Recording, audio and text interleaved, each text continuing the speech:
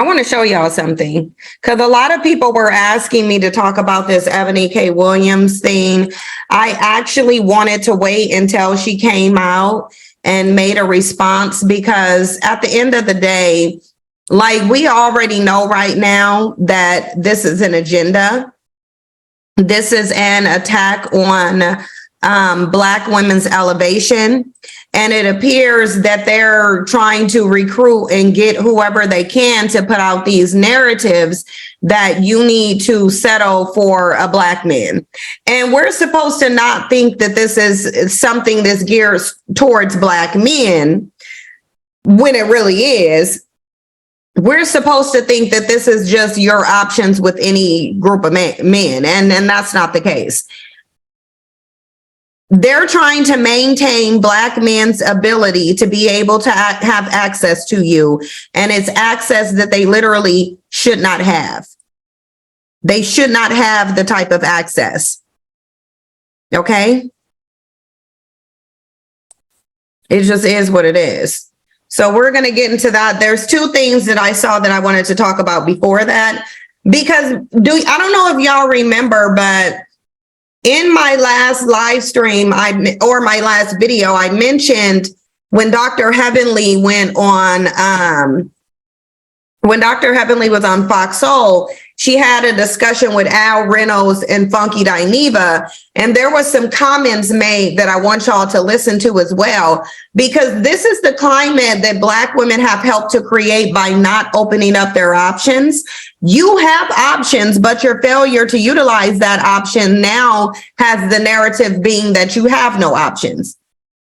And I want to talk about that, because at the end of the day, Black women, you're going to have to push back on this, especially if for the ones who have daughters and you want your daughter to have options or to be able to live a different existence, not the struggle existence that's promoted in the Black community. We're going to have to get ahead of this and respond to it and make it very, very clear that, look, you can go slum with a Black male worshiper who wants to be in these struggle love situations, who wants to shelter the burden of all of the bills except the light bill. You can do that if you want to, but we're not about to do that.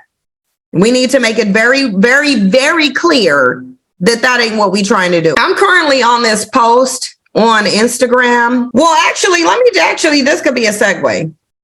This could be a segue, because this is the video that I want to show y'all, and I'm on here going back and forth with some dumb bandits, because of course, ever since bandits had access to the internet and a microphone, they've been giving us their opinion that we don't really care about. Janky advice, spreading degeneracy. Let me pull this, the live stream up on my phone, y'all. Hold on for a second. I just want to pull it up on my phone. I want to be able to look at the chat. I'm about to play this video for y'all. Yeah, let me share the screen. Let me share it. Here we go. Okay, so we got the screen shared. Now, as you guys can see, I got 114 replies on this video, okay? We about to get into it, because this is like a janky narrative going on. In one breath, they're shaming you for being independent, and the next, they're telling you to allow a bandit to be dependent on you. So these are literally contradictory narratives. In one breath, they're saying your education and your job is irrelevant and you're masculine for having it, but then you should tolerate a bandit who's only can afford the light bill. You should be open to marrying homeless Black men, and you should also be a millionaire and deal with the bus driver. So you have a bunch of very, very heavy contradictory narratives here that places you as a Black woman in a no-win situation. You damned if you do, you damned if you don't, because we already know at the end of the day, they love to tell you that you should have chose better. When you complain about the low quality of bandits in the community, they want to, like, what is going on with my chat box, and why is it like, I feel like my chat box has frozen itself. Oh, hold on. Let me change this. Yeah, I put it on members only. I didn't mean that. Let me Let me go and change this. That's not what I meant to put it on. Now I see what's going on. Yeah, that is not what I meant to do. I didn't mean to put it on members only. No, I meant to put it on subs. Okay. Sorry, y'all. I wasn't allowing it wasn't allowed. I had a wrong setting on. I had the wrong setting on. It was on members only mode. So now it's just on subscribers only mode. When we put it on subscribers only, it limits the amount of trolls that are in here.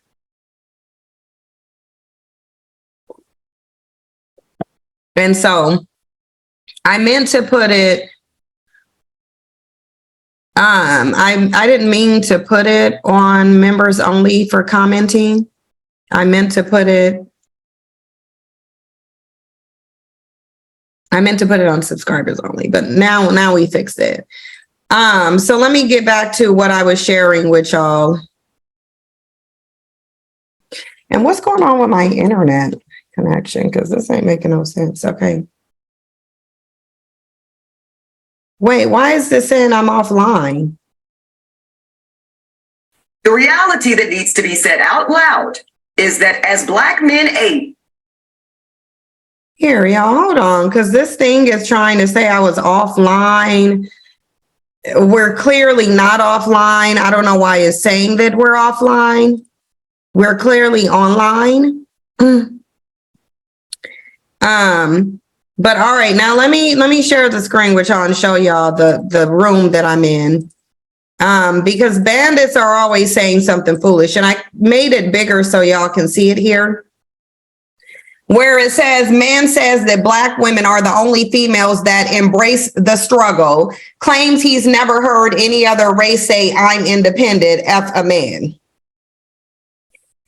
Are Black women embracing the struggle because they want to, or are Black women embracing the struggle because they've been conditioned to, and they're still being conditioned to embrace the struggle? This is what I'm telling y'all, because in this very discussion that we're having, you see the contradictory narratives. The reality is, if in order for somebody to be interdependent or codependent or dependent, another group of people have to be providing something.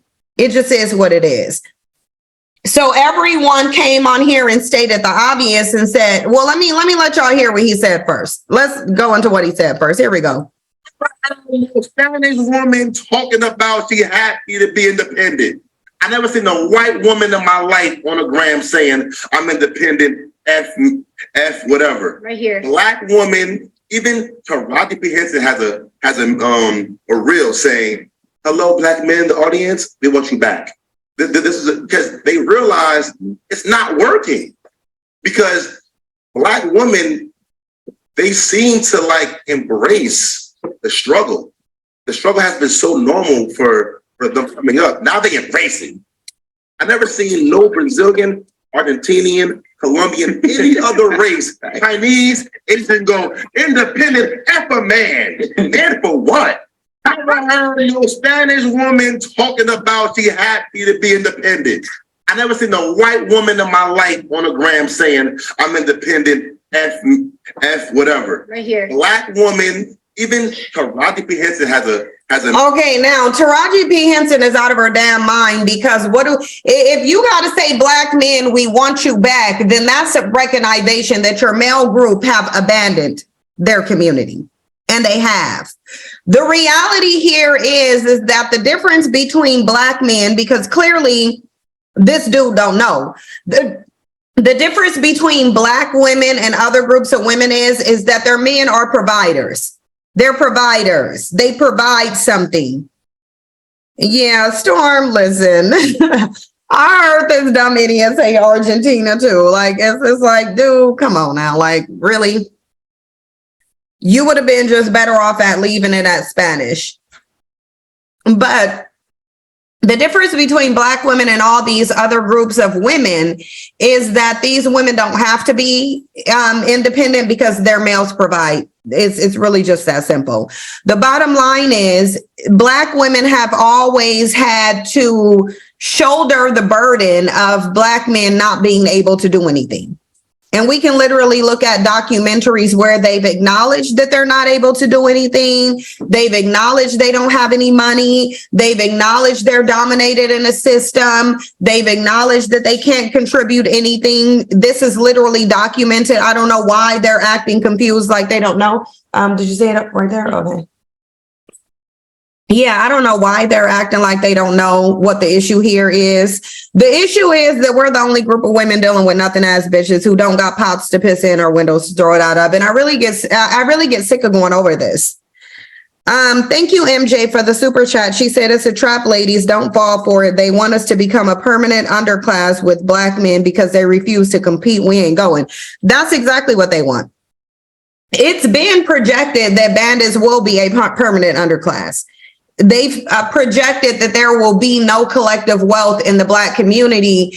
Didn't they? Didn't they say by 2050 or 2030 or something? Some date that's approaching quickly. So you're dealing with a very dependent group of males. And the interesting thing about this is that the whole black community recognizes that these males are not providers.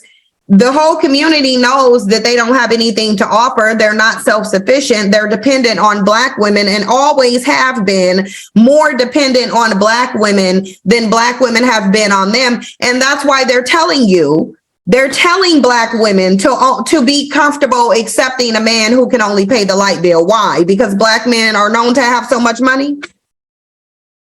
They can look at their messages and see the issue here. The issue is that these bandits don't got nothing. They have no resources. They're running around complaining that Goldman Sachs won't give them money. They're extremely dependent. You don't make PSAs to encourage the wealthy women in your community to be willing to date homeless men if the men have the resources and have been providers. They've never shown up in any society that we know of as providers. They've only shown up as dependents who need to be provided for. Thank you, Trash Bags and Broomsticks. She said they can only pay a light bill but get mad at black women for being independent. These bandits want you pushing around grocery carts, collecting cans and dust. It's a contradictory narrative. If you're telling the women that they need to settle for men who can't provide much, you are recognizing that the men are not providers. So if the men are not providers, then it forces the women to be independent. If black women weren't independent, black men could not be dependent on black women. The reason why black women cannot depend on black men or even be interdependent with black men is because they're not even self-sufficient. They would have to be independent and be able to hold their own first, and they're not, in order for black women to be able to depend on them for anything. They don't bring anything to the table. We know they don't, because when you look in here, even when I post a question here, what do black men provide to women that we need and can depend on? Because this is how you become interdependent or dependent. There has to be provision. If provision doesn't exist, then dependence doesn't exist. There's just no way around it.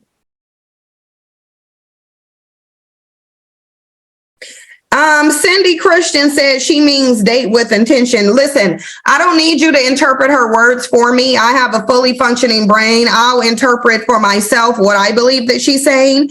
If you got out of it that she means date with intention, no, she means date out of desperation. I haven't even listened to what she's saying fully, and I can tell you she's setting the stage to say, you don't have any options but black men. Your market value is decreasing with age. You need to take what you can get and settle for and be desperate enough to chase a black man so you can get one. She's not telling you to date with intention. She's saying date out of desperation. That's exactly what she's saying. Now, you can take it how you want to take it, but I see it as she's encouraging you to date out of desperation. When you tell somebody they don't have any options, you're telling them that they need to date out of desperation. MJ, thank you so much. She said, yeah, it said by 2050, the black community will be at 0% net worth. Exactly. And that's solely because of bandits. Like here, hold on. Let me get out of here. I'm gonna get back in it though, because I want to show y'all the answers to this question. If you go to the Brookings Institute,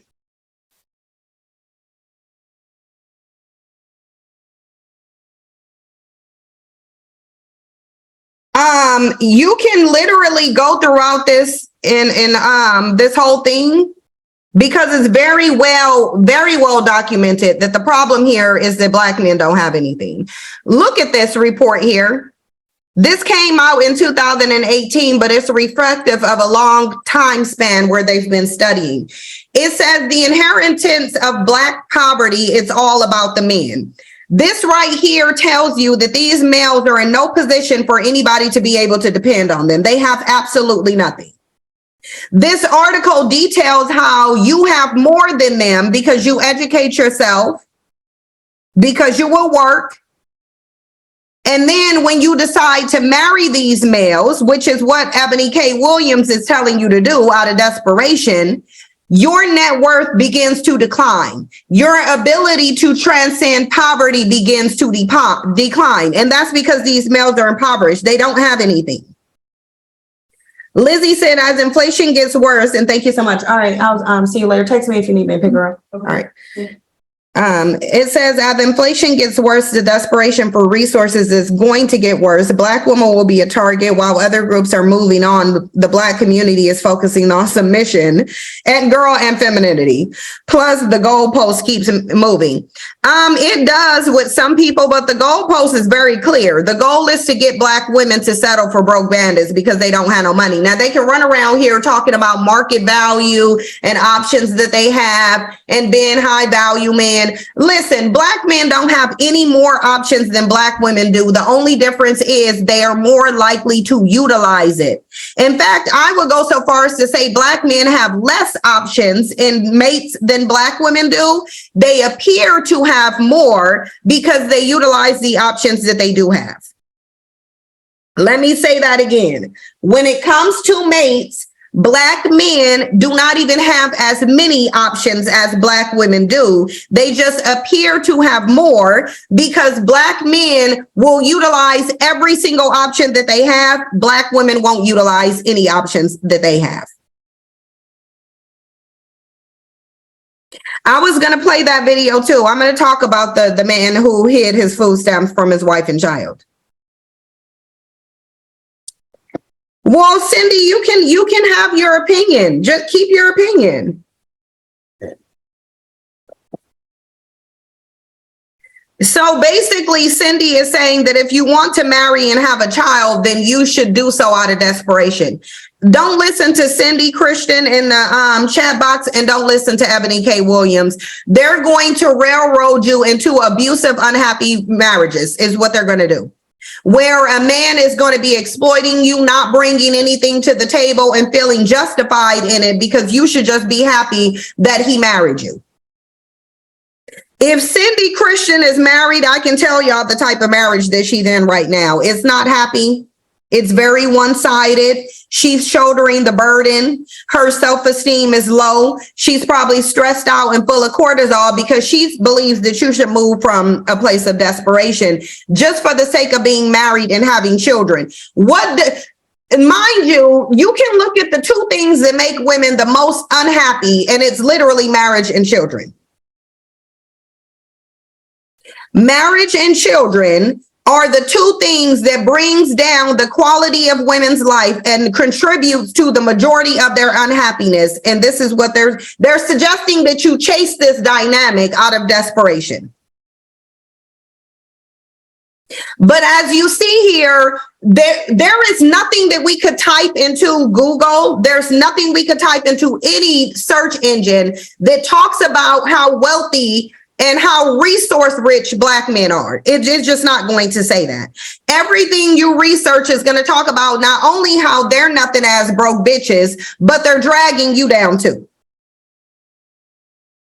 That's the only thing that you're going to find. You're not going to find anything in history. I've done the research that is ever going to show a period where Black women could be dependent on Black men. It does not exist. It doesn't exist.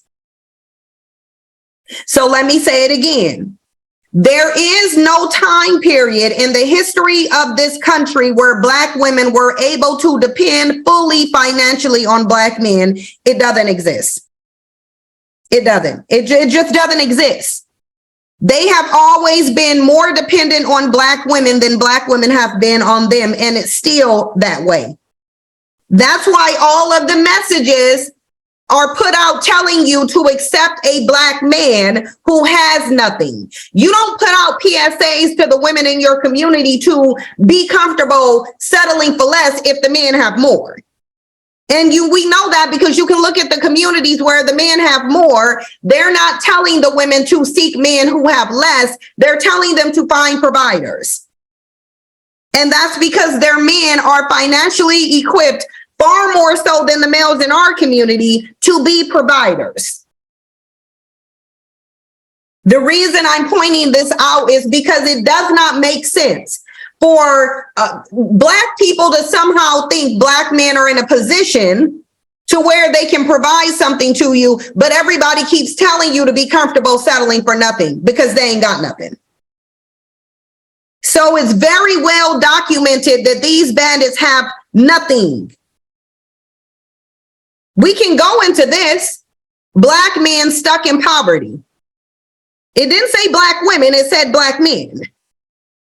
But gender is a big part of the story too, as detailed in a new paper from the Equality on Opportunity Project, Race and Economic Opportunity in the United States and Intergenerational Perspective by Raj Shetty. Okay? As always, there is a huge amount of data and analysis in the new paper, but the big findings is that race gaps in intergenerational mobility largely reflect the poor outcomes, not the great outcomes. The poor outcomes of Black men. Black men don't have a damn thing. Not just to give you, to give anybody. The report is another contribution to the growing literature showing that race gaps in the intergenerational persistence of poverty are in large part the result of poor outcomes for Black men. Specifically, Chetty showed that Black men born to low-income parents are much more likely to end up with a low-income individual income than Black women.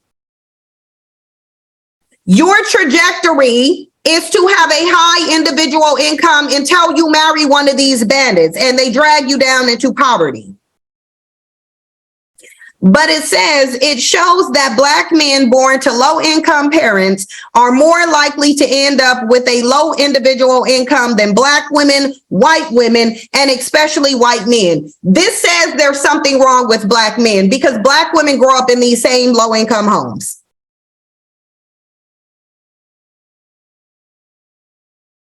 The site here is the Brookings Institute, Rashida. This is from the Brookings Institute. So yet, and it says the growing body of literature, a growing body of literature, meaning there are multiple people studying how Black men's perpetual state of being broke, nothing ass bitches, based on their position, because ain't nobody saying this because they're Black. This is their position. They are in the position of having nothing. That's documented. The men and women in your community are telling you to accommodate the nothing that they have. But then a bandit is sitting up in the video talking about, oh, why are Black women independent? Because you ain't got nothing. Because you don't have anything. That is why. Historically and even presently, women inherit money from men. They don't so much now presently because they can work on their own and make their own money, but there are still women who inherit money from men. Black women ain't never been able to inherit no money from no bandit because they ain't never had no money. They never had no money. So it don't matter how much research you do. You ain't about to find no research that's sitting up telling you that these bandits have ever been in a position to be providers. I know that. So Black women don't have a choice but to embrace the struggle. Embracing the struggle for Black women is survival. You're doing that to survive. They don't have anything. MJ said 2 Black women models were unalived in their luxury homes 2 weeks ago, back to back and not far in location. You are being watched for your wealth on social media. Stop posting everything online. Exactly. No, these men look at you like you're a lick. Watto said there is a woman of no color on Love is Blind who says she doesn't go 50-50 on dates. Even her father said love flies first class. Exactly. Thank you so much, Dominique Wilkes, for the generous super chat. She said, keep schooling them. No, listen, ain't no way I can sit here and not say something about the overwhelming amount of people who keep telling you that you need to settle for less. No, you don't. You have more options than these bandits. These bandits are not your only option, but they're speaking to you as if they are, and I'm going to prove it. So anyway, I came on here and said, what do Black men provide to Black women that we need and can depend on? Let's look at the responses. This bandit just came on here outright and said, fair enough, get you a Brad and keep it pushing. Because he already know he ain't about to mention a damn thing. He probably sat up here, tried to, but he can't. Because bandits don't provide nothing to you. Anybody could come on here and respond. This is on a public post. Ain't nobody about to tell you anything. I can already tell you one bandit mentioned dick. He damn sure ain't gonna say resources of any sort. He ain't gonna say housing, clothing, none of your necessities because they don't provide nothing. He's not gonna say protection because they don't provide anything. We gonna go through them. This woman said, I was literally in Target the other day and some Bekeisha was arguing with her Gloctavius, and I had myself cracking up because I literally heard your voice and said to myself, she got the same Black men. Look, they saying everything except what they did. And look, this bandit comes on here and try to do some dusty reverse psychology. Oh, what don't they provide? They don't provide anything. They provide absolutely nothing. Then he said, every time this subject come up, the Black women want to address the same ninjas they knew wasn't going to be shit from the rip. Now, he's telling y'all that when you approach a bandit, you should already know he ain't going to be shit. He's not. Hold on, y'all. Another one of my sisters is coming in and very loudly. So hold on for a second.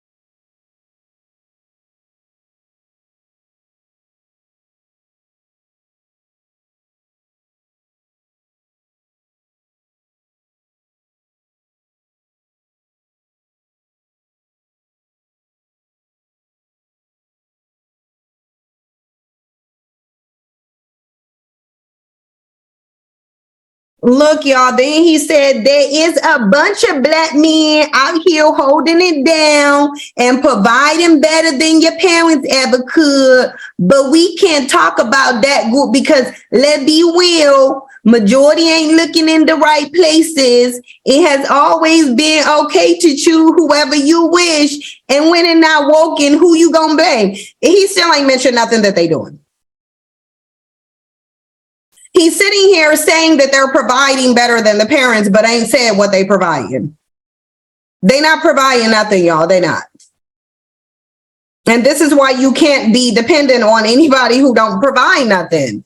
Look, this woman just said, please talk about the next one. This bandit on here said they provide you life. Understand, males don't provide nobody life at all. Women are the ones giving life and birth to these children, but because they provide nothing, they're trying to reach. Bandits don't give Black women life. I think he meant they take your life.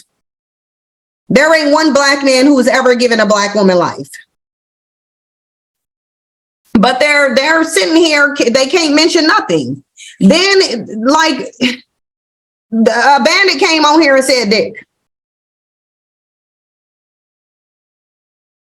So I said the same dick that's turning all races of women into single mothers, because that's literally what it is. But but dick is not a necessity. So they're still not providing anything to you. This woman said nothing but pain and poverty. And that really is all that it is. Where are the rest of them? Because there was supposed to be over 115 replies over here. I don't see him. Let's see if bandits come on here and talk about what they provide, because they don't. You're never going to get a response about what they provide. Hold on for a second, y'all.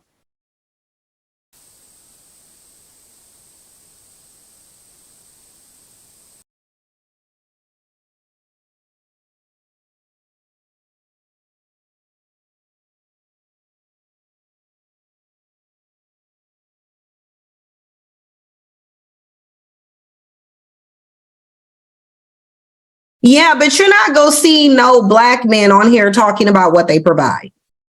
They don't provide anything. So the answer to his question, although he shouldn't even be confused, because he knows that he don't like, he could barely dress himself appropriately. So, he's just not providing nothing to a woman. He's just not. But this is the answer to their question. Black women are independent because they can't depend on bandits, because bandits don't provide nothing. It's really just that simple. Yeah, basic biology been tearing them up, because they actually think a man gave somebody some life. Like, come on now. But that's their weakest attempt. Oh, we gave you life. All you heard is life and dick. That's it. They don't provide absolutely anything to you. But I'm going to move on from that. I'll get back to it later when I get into this overall discussion, because I want to show you Ebony K. Williams' response to the backlash she's getting, because she is getting some, and rightfully so. But I did want to come on here and play this video for y'all of this bandit high in food stamps from his wife. So let me grab that one first. Is this my video? Yeah, it is. We about to look at this. Let me share the screen for y'all. Because a lot of people did tag me in this here on TikTok. Now, we know the narrative is that welfare kicked these bandits out of the home. That's what they've been saying is 2023. And apparently welfare in the 1960s is still putting them out of the home. Although this bandit was getting food stamps behind his wife's back. So he over here hoarding food stamps at the end of the day. Let me play the video. Her husband was getting food stamps behind her back. And with me and baby, I've been doing everything. Working 2 jobs and what is called. Get this shit on me. It's telling And look, they might as well be living in the hood. You got a hole in the door. Like, you can just tell that they in the hood. Like, just look around what she doing. They in the hood. So she married this dependent bandit. Don't have her in a good neighborhood. He ain't no provider. If he getting food stamps, he's being provided for by Zaddy government. And if he's hiding food stamps behind her back, he's only using them on himself, although they have a child too. So he ain't even feeding the kids with these food stamps.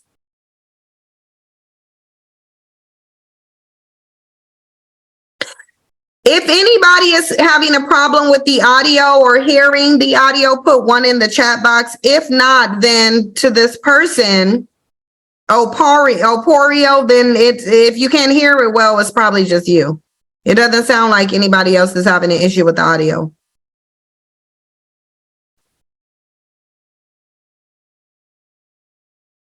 Yeah, but if he on EBT, then they in the hood. It just is what it is. what are you guys doing? No, I don't give. I just got off. Yes, get off the phone. I just got off from job number 2. And after going to Matt, don't tell me. Matt, don't tell me. Don't Don't tell me nothing. Don't tell me nothing. Because I just got off and it's just emailed me. You've been supposed to be the person that's coming. You ain't coming. You've been getting this whole time.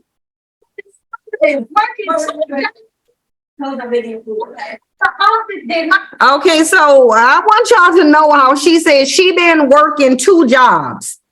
He at the house sitting on food stamps. Who do y'all think is the provider in this situation? Because this is one of the reasons Black women got to be independent. If she's working 2 jobs, then yes, they are in the hood. If he on food stamps, no, he's not a provider. He's sitting at home. When she got to the house, he at the house. This ain't no man. This is not a provider, y'all. Over here hiding food stamps. He ain't gonna provide nothing. I'm the one that has been denying me for the last 6 months. You tell me we're gonna be all right. We're gonna work through it. But are we? No. No, why you not? You're never eating with me. That been uncle with us. I'm gonna start to. I tell you, I don't care what she did.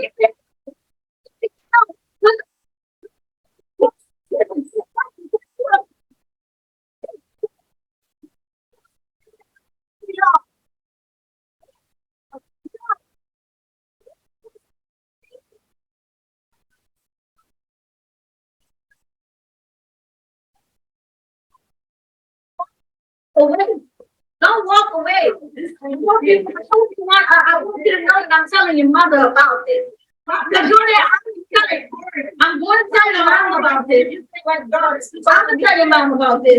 I'm going to take a name and put her on the table. They're not making a business.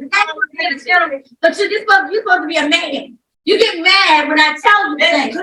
I'm not putting the camera down because I want your mother to see that she always making it like, because you always trying to play that other. Like, yeah, she told me you play both sides. Both sides. Yeah, I'm wondering where you're putting this shit at. You see what? And you always go like, I would be surprised or shocked if you put it over there. You really think that I'm getting food stamps and I would feed you in my door? They denied me. They have your name on there, Matthew Kinner. Matthew Kinner is on the paper. You've seen it. You saw it. Why would you say that? This is what you've done. And that just make you more of a man. You tell me be quiet.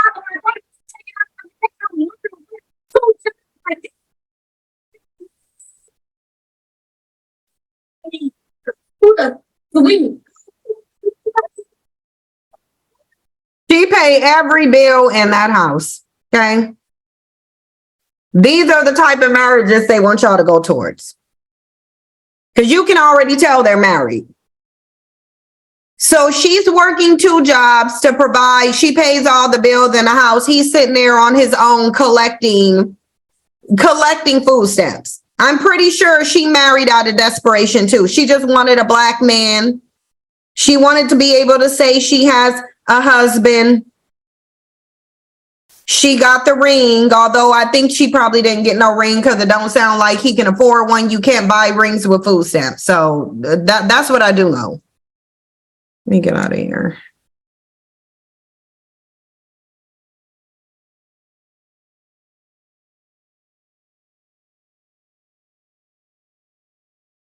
Let me read some of these super chats so that's that story there. Those are the marriages they want y'all to go towards. Okay, she a married single mother. She taking care of her bandit of a husband who's obviously a nothing ass bitch. We not go get through this without saying that. He's dependent on her and welfare. So he's the welfare queen at the end of the day. But somebody was just in the comment section saying that they agree with Ebony K. Williams, who's literally telling you to chase these dependent bandits, also that you can say that you're married. Like there ain't a world full of other races of men who ain't gonna be sitting up hoarding food stamps. Only feeding himself when he got kids and a wife. Right, but maybe he can pay the light bill at least. Maybe he can at least pay that light bill. My guess is that he can't. I'm gonna get back to that video too, because that video relates to this topic of marriage too. This video here literally, because if this woman was working 2 jobs and she was by herself, she would be in a much better position than working 2 jobs and supporting this bum who can't support himself. That's what the Brookings Institute is talking about. He don't seem like he working to me. Put a 1 in the chat box if y'all think that man got a job. And he absolutely could be selling the food stamps too. That is a hustle for some people. And getting some money. She probably bought her own ring because it don't look like he can afford one.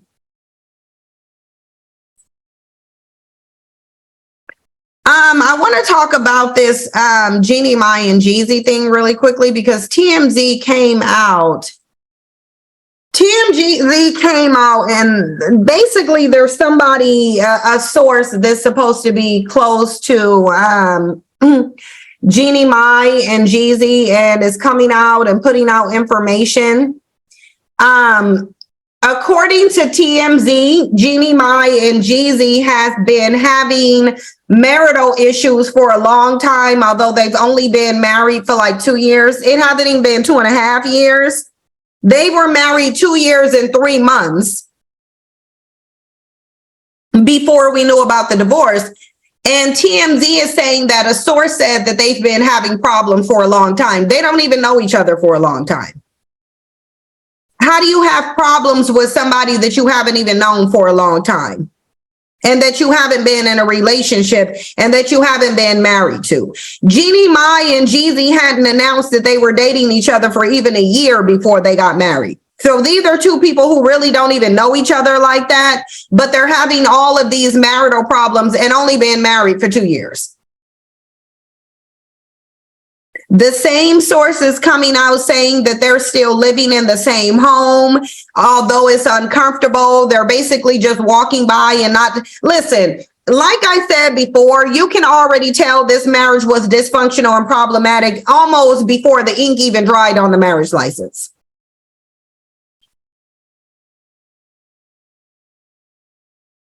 I don't understand how a man keeps doing interviews, because people are pulling up his interviews where he's speaking so highly of this woman. He's sitting there talking about how solid she is, basically they were both doing it and clearly lying and faking for the gram. You only been married for 2 years and you been having problems for a long time.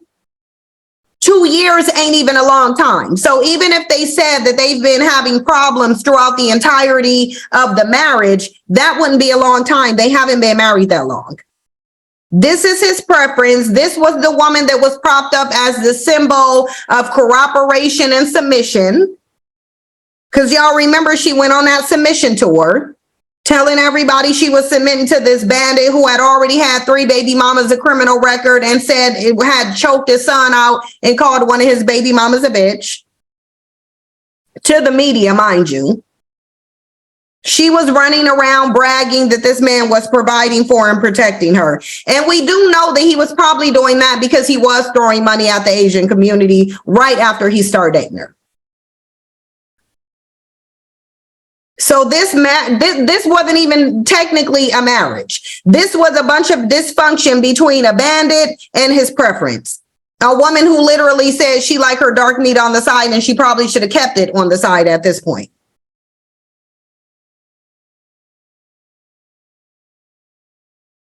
Pink Lady, I agree with you. Pink Lady said Jeezy was trying to rebrand, but he is not marriage or husband material. He knows that he's not marriage or husband material. That's why he wouldn't file that divorce and sat on it. He had that divorce drafted up and sat on it for 3 months before he even filed it with the court. Nearly 3 months to the day.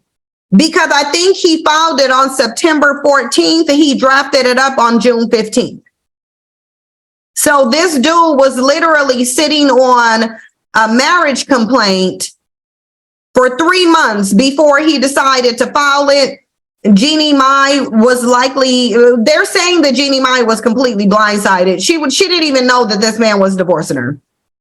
Let me see what this is when he filed this. Yeah, he filed this on September 14th, 2023. He had it drafted up on June 15th. So this was almost 3 months to the day that he sat on this divorce before he even filed it. Probably going on interviews, talking about how solid she is, how much of a good wife, traveling with her.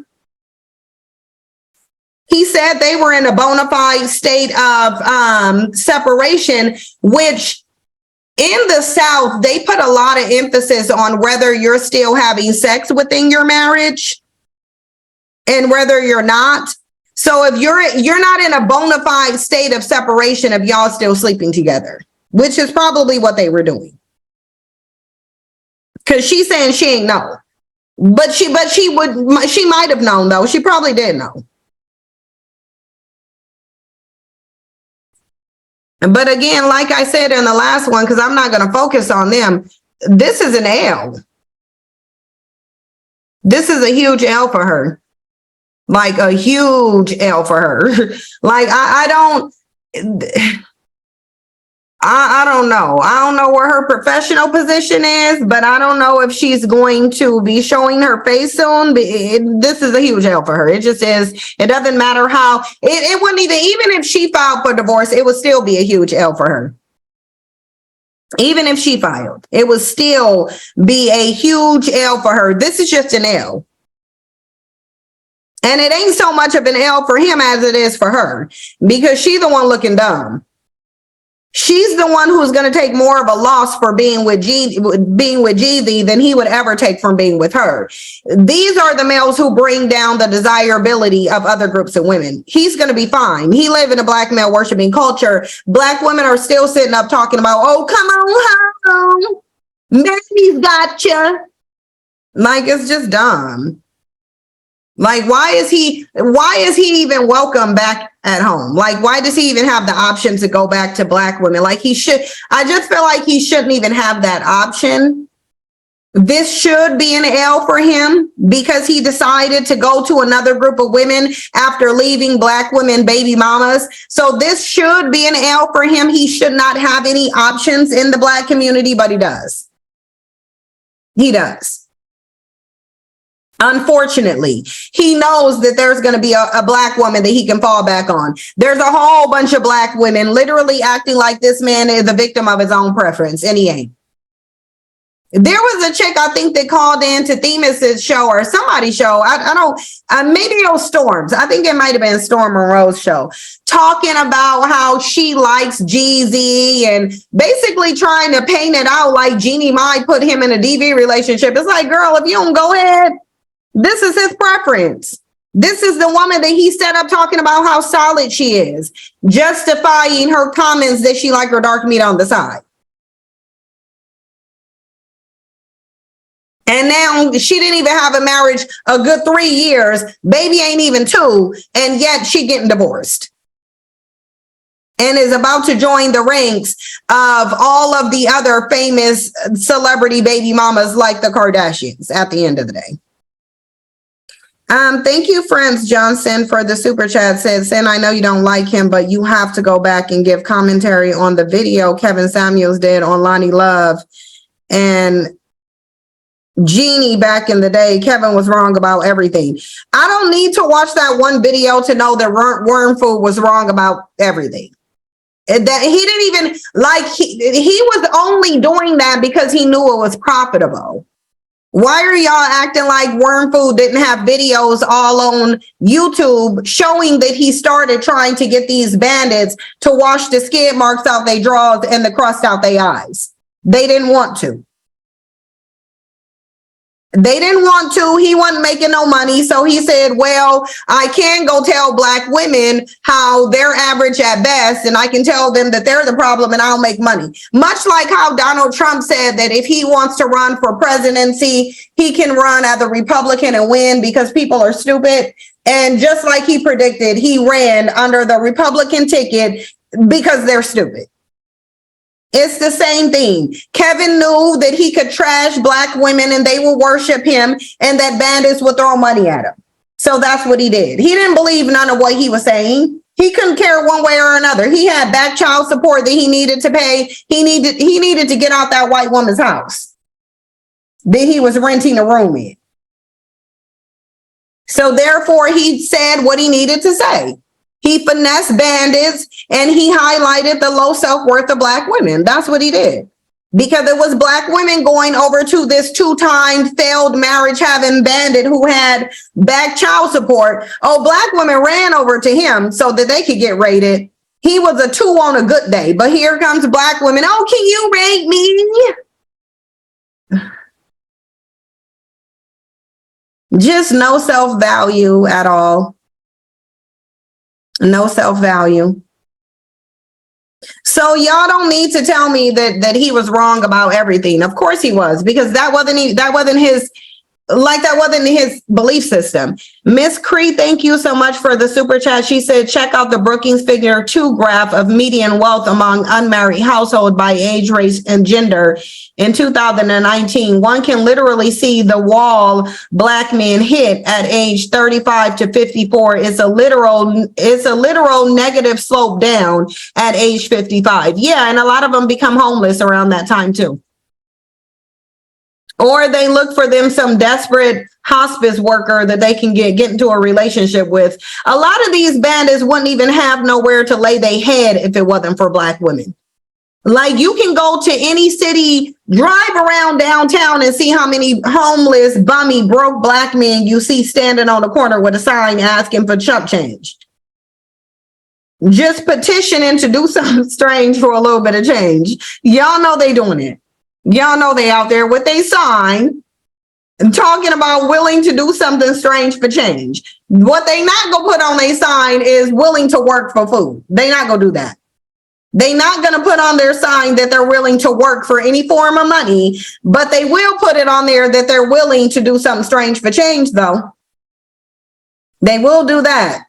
But there's a whole bunch of, there's just a whole bunch of homeless Black men. Wherever you go, whatever city you at, LA is definitely one. Oh my God, I saw so many homeless Black men when I was in LA. So many. But everybody in LA about to be homeless anyway, so y'all got to pick another city because LA is so expensive that everybody in there will be homeless. LA is not a good city. We will put another city there because LA is just, the cost of living there is astronomical. It's insane. And that's why a lot of those people who live in San Francisco and LA, they're moving to Washington and Oregon because of how expensive it is. So California really ain't a good, it's just not a good measure because you can make $150,000 there and still be considered in poverty. But in every other city you go, there's a whole bunch of homeless bandits with mental illnesses, punching the air, fighting themselves, needing to be medicated, but refusing to get some psychiatric help. They're homeless everywhere. Let me play this video with Cameron in it because I want to get into that. I've been on here for almost an hour. I don't plan to be on here for too much longer, and I want to get into this Ebony video because she did come back and respond. I want y'all to listen to how dusty and degenerate Cameron is, and he's irrelevant anyway. Yeah, if I don't find the right he is the definition of a mush mouth. This dude talk like his mouth is full of dick and balls. I want y'all to listen to him as he talks and sounds just remedial and dumb as hell. Let me let y'all look at this caption of what this bandit set up here and said. I'm about to show y'all this caption. And this bandit go say he's not toxic. Literally, your response to being called toxic proves that you are toxic. Cameron denies being toxic, says only one woman has ever left him. Bitches don't leave me, I leave them. He's denying that he's toxic, but these women, he's referring to are bitches. And if he's not he's the living example of hitting the wall. Dark circles under his eyes, ashy dark lips with a little tiny pink spot on it. Like, this dude hit the wall a long time ago. He's 47 years old and he looks like he's going on 67. This is a hard 47. This is the wall fell on him, actually. Like, this is what a clown ass bitch personified looks like. I want y'all to know that. It says Dipset rapper Cameron is denying any claims of being toxic while being toxic in post wall.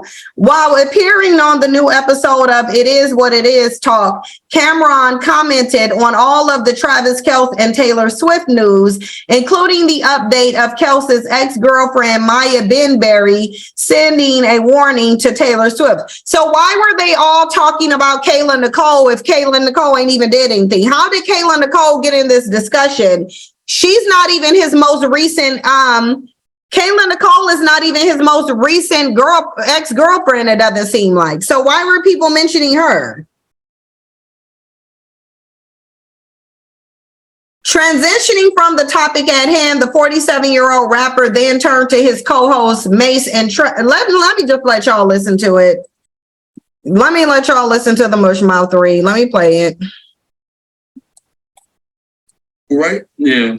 If I don't find the right female by the time I'm like 65, 70, I already got a bitch over there overseas. I'm grooming to clean my shit, eat my fish, make my bed, worship me till I die, and leave my son all the bread. I already got a male ready bitch to stand by. But when I turn 72 years old, if I don't find the right bitch. Hopefully I do. I ain't got to. My uncle put me onto that point. Yeah, you're toxic. Yeah, you're toxic. That's the only thing. I'm not toxic. Yeah, it sounds like it. Yo, let me ask you this. Modern day. Let me ask you this.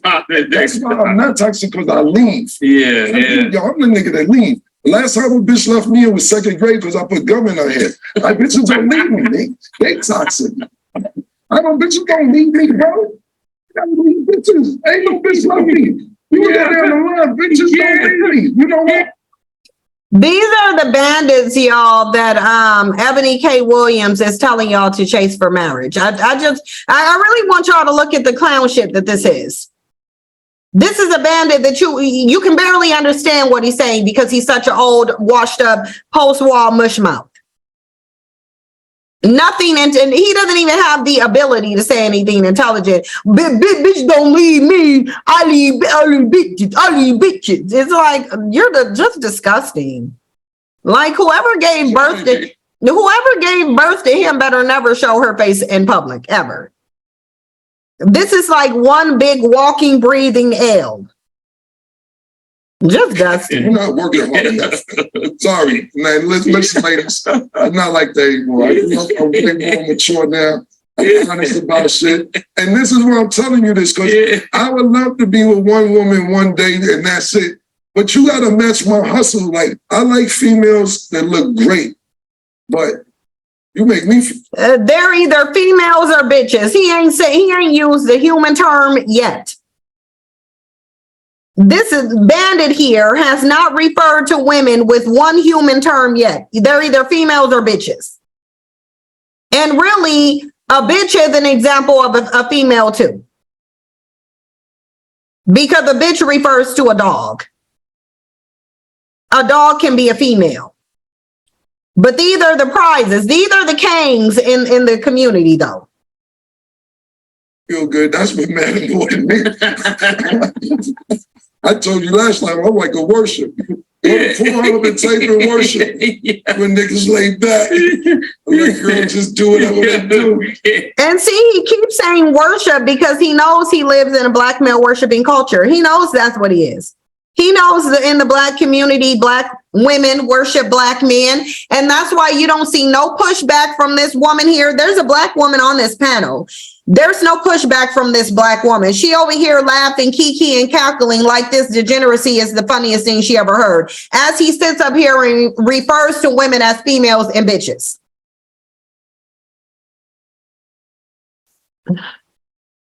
It's the worst, right? When you just do this, that's all you do.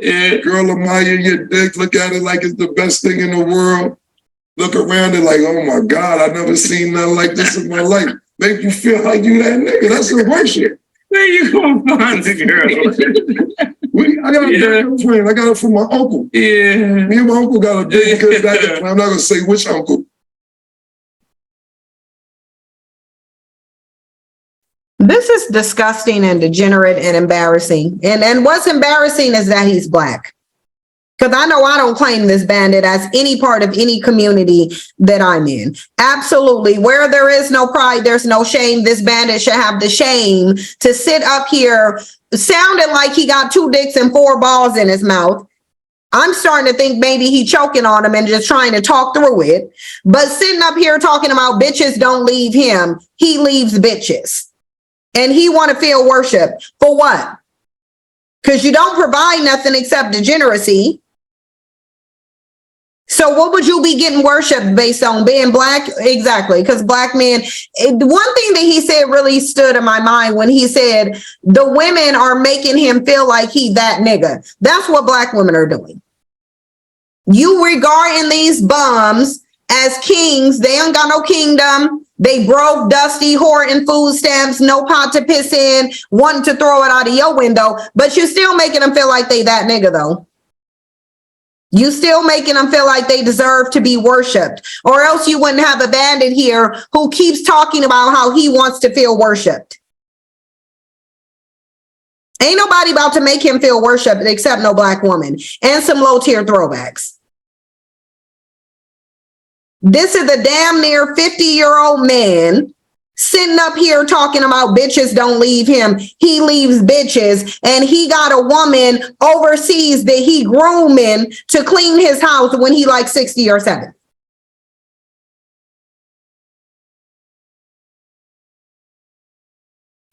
And that right there is precisely why you would have Ebony K. Williams come on here and really do she's not doing anything different than what Tyler Perry did, Tiffany Haddish is doing, Ian LeBenzat did to her. You would have thought she would have learned her lesson then. Maybe this is her learning her lesson. Maybe because Ebony K. Williams got dragged so hard by bandits because she suggested that they do better and they ain't interested in that. Maybe that is the reason why she decided to come on here and promote that you be desperate for some nothing ass bitch bandits who can't afford to do anything for you, and they definitely can't even spell afford.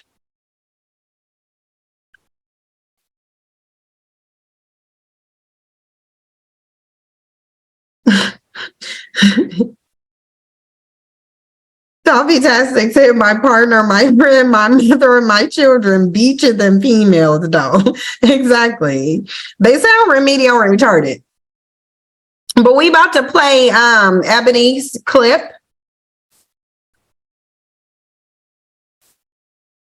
Because y'all been asking me to talk about this. So we gonna go ahead and play Ebony K. Williams clip.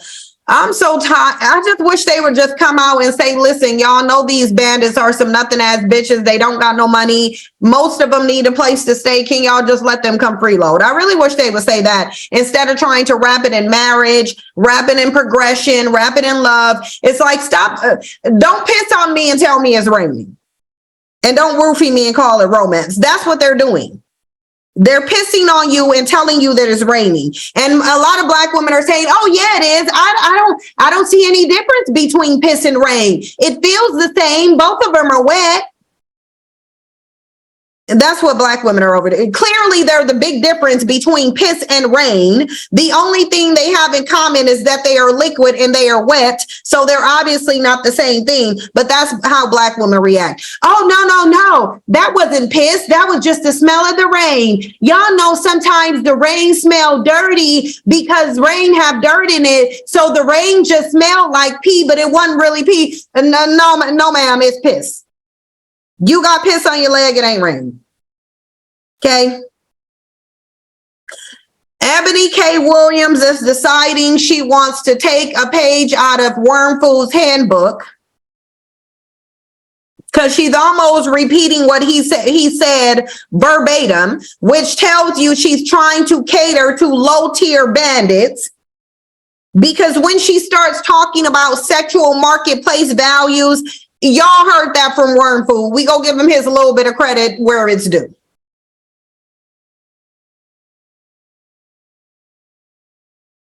And let's listen to her tell you to date out of desperation because you don't got no options.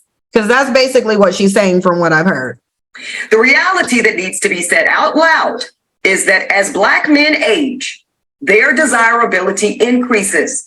Thus, their optionality of women is always expanding. Now, her first statement is a damn lie. It is a lie. The only people who desire Black men, even as they age, are Black women. I want y'all to do some research on Black men's desirability to non-Black women. Do some research on it. They're not desirable. And I don't know why people keep trying to present this narrative. Oh, Black men, their desirability increase with age. No, it don't.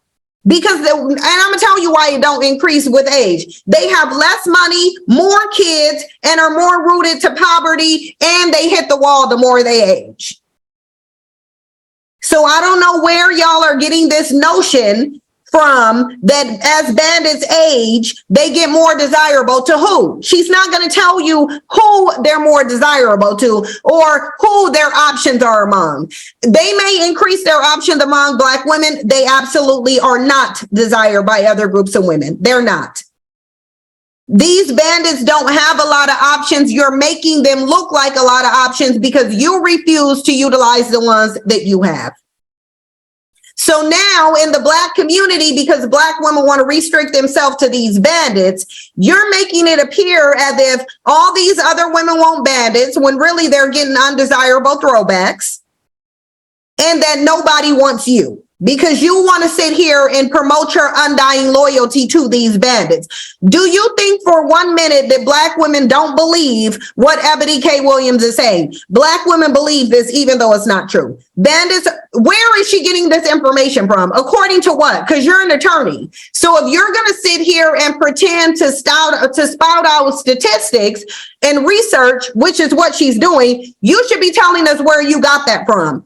Where, Ebony, did you get the notion from that as bandits get older, more riddled with kids and baby mamas and drama, that somehow they become more desirable? Where? Because the older they get, the less money they have. So where is she getting this from? Where? Where are y'all getting the notion from that Black men are the most sought after men? By who? Which women? Other than Black women, because we know Black women will chase these bandits around and call them preferences. We know Black women will do that. Ain't nobody else doing that though. You ain't heard no other group of women talk about how desirable old post-war Black men are. You've heard Black men say it though, but you ain't heard no other group of women come out and confirm it and say, oh yeah, we do. The more these bandits get old with crust on their eyes and gray hairs around their balls and pop bellies with a bunch of kids and baby mamas and dramas and they broke, the more attractive they are. You ain't heard nobody say that. Said nobody on the face of the planet except a Black woman who was just getting dragged by the very bandits. Literally, these bandits was, and that's where she's coming from. She's coming from the fact that bandits haven't stopped dragging her, saying that she's post-wall and don't nobody want her. So now she's on here talking about how desirable they are at older ages, according to what other than you? This is something that Ebony is making up. There is nothing that would validate what she's saying. That's why she's not going to tell you. But when she was on Iyanla, she was telling you where her sources came from. She was telling you where the information came from. I bet you she ain't gonna tell you where she's getting this information from, that bandits become more desirable and have more options the older that they get. You a damn lie. Ebony out here lying. And the exact opposite is true for Black women. As we age, doesn't matter how much money we accumulate, our degrees or professional accolades, the reality is that our marriage and partnership market value is depreciating with every passing year. Only if you choose to restrict yourself to bandits. Only if you choose to restrict yourself to black men. That's the only way what she says would be true, is if you choose to restrict yourself to black men. And even currently, there's a ton of reports coming out talking about how even younger black males are more dateless than the women are. She's not pulling this from any data source because she can't. She can't pull this from no data source. This is a lie. This is the same thing Wormfool was saying when he was alive. Oh, your degree doesn't matter and your money doesn't matter. She's pulling from Wormfool's playbook. That's what she's doing. She's trying to placate these bandits who are probably still dragging her for her saying that she ain't gonna date no low tier bus driver. And that's what a lot of them are, in low tier positions. She was paid to spread that narrative. Well, we gonna see what she says on the Breakfast Club. She circled the block to the Breakfast Club again so that she could justify her stuff. Hold on.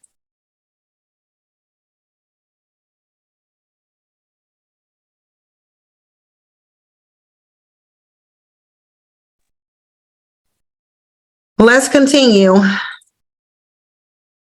No matter how good we look, no matter how fit we are, men are still seeing primarily our presumed dwindling fertility as a knock against us. And speaking of fertility, that is another reason that I want younger Black women to seek marriage and partnership in college or right after, if that's what they choose. Because the number of college-educated Black men are so low when compared to Black college-educated women that we're all going to be targeting the same small pool of men. And as we heard today, on most campuses, there's like 7 Black women students for every 1 Black man student. Okay, so now she's assuming that your only option is Black men. And I noticed this about everybody who comes up and give you this janky advice. All of them are speaking to you as if Black men are the only ones you have access to. Now, I know I was in college and the smallest group of men in college were Black men, which means that you got a whole bunch of non-Black men that you can choose from. But again, because Black women promote their desperation for a Black man and their willingness to only be with Black men, this is what they're catering to. They're catering to your low self-value, your desperation for a bandit, and your unwillingness to utilize any of your other options. That's why they're doing this. Bandits are not the only men that you have access to. They're not. They don't even have as many options in non-Black women as you have in non-Black men. You're just allowing them to believe that because you refuse to open up your options. Because you've bought into the notion that these bandits are the only people who want you, and they don't even want you. What Ebony is not telling you, though, is that the more educated these bandits are, the less likely they are to marry you. So you're literally going to be chasing after somebody who don't want to marry you and is looking for the next snow bunny that they can marry. Bandits are not your only option. You would only pay attention to what Ebony says if you believe that bandits are your only options. That's why she keeps saying, oh, Black men, you're in school with a small amount of Black men because you won't open up your options. Like, you won't even be open. Nobody is telling you to chase after other men. Just be open. Just be willing to talk to somebody else. And it's like Black women won't do that, and it just don't make no sense. Miss Highly Favored, thank you for the super chat. She said she's using the notion that men, not Black men, get desirable with age because their pockets increases, and we know that's not Black men. Miss Highly Favored, I don't know if you were listening. She said Black men specifically. She said Black men. She didn't say men, she said Black men. And I'll let you listen to it again so you can see. She's talking about Black men becoming more desirable as they age. And that's not the case. That's an outright blatant lie. Latino boy said, wow, Ebony, and my Tyra voice, I was rooting for you. We were all rooting for you. Okay. Anyway, let me finish playing it. Y'all do the math. So here's my advice. If you are a young Black woman in college and you know in your heart and in your head that you want to prioritize family, I suggest that you simultaneously pursue that MRS degree right along with that BA or JD. No.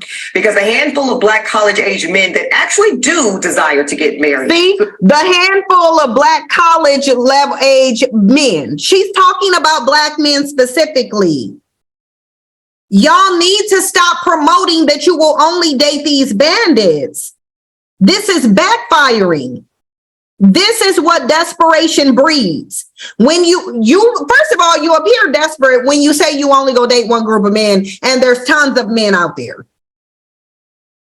Imagine yourself letting the public know that the only group of men that you're willing to date is the group of men who abandon you the most, are the most non-committal, who value marriage the least, value fatherhood the least, value being a husband the least, cheat the most, spread diseases the most, have the highest rates of DVs, have no wealth, no resources, are always on some public platform talking about how you're undesirable. Imagine you as a group of women sending out public PSAs that those men are your preference. It sounds foolish and dumb. That's why they're putting these messages out here. That's why. This is specifically telling you as a Black woman, you need to make your priority getting a Black man to marry you. Why? The Brookings Institute says when you do that, your chances of transcending poverty decreases. And you're more likely to be rooted to it. Why would you even consider marrying a Black man?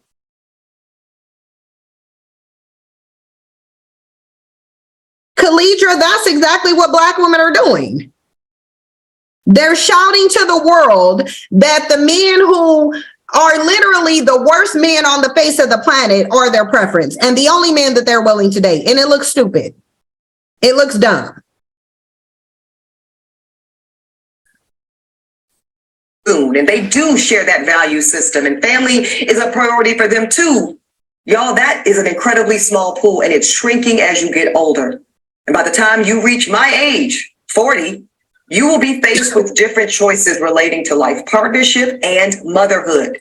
See, she's using scarcity scare tactics. Oh, there's not a bunch of good Black men. You better run after them and chase them. Get them while they're hot. Get them while you can. Number one, these bandits hate children, so you can toss out fertility. Most of these bandits ain't in school, and the ones who are in school, they ain't looking to marry Black women. They looking for snow bunnies and feisty Latinas and whatever Asian that's willing to look at them. This is delusional and stupid. She ain't told you one time where she got any of those stats from. Because she ain't gonna come up here and say, I was listening to some old Kevin Samuels videos and I decided to come out here and pander because I'm still getting dragged for suggesting that bandits aspire to be more than just a bus driver. If y'all don't open up y'all's options and prove them wrong. Now, I'm not saying that delaying marriage or motherhood is a bad option, but it's one that comes with its own consequences. And our women deserve to know on the front end of their decision making instead of on the back half. Yeah, y'all need to not listen to Ebony K. Williams. Don't listen to nothing she's saying. She's over here pandering to some bandits. Someone in the comment section said that the Black woman who has been married and hold 2 degrees, don't be pressured into what society thinks you should do. Do what you want to do. I say you should take Mademoiselle's advice. I'm glad some Black woman came here and said, leave us alone, please. Like, for real. Oh my God. Like, this is annoying. This is just annoying to look at. How does this help bandits to be better, mind you? How does this help them to be progressive? If the only messages that are coming out is Black women tolerate nothing as bitches, Black women chase nothing as bitches, Black women marry homeless, nothing as bitch bums out on the corner of MLK and 3rd, how does that help Black men to be better? Oh yeah, it doesn't. It doesn't. It helps them to stay right where they're at. Ain't nobody sitting up here thinking they want an old ass post-war, gray hair, 9 months pregnant, pot belly looking bandit in his 50s with 20 million kids that he don't even claim. Ain't nobody looking at no bandit. And I ain't never heard nobody say, I'm gonna try to Google it. Are black men more attractive with age? Let me see. So please.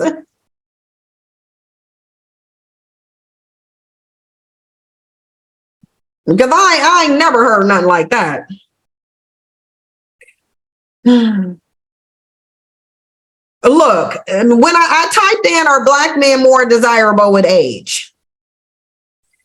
How much does physical attractiveness matter for blacks? That came up. Who is the fairest of them all? Race, attractiveness, and skin tone. We already looked at that, and black men are not the most attractive. It said Latino men were.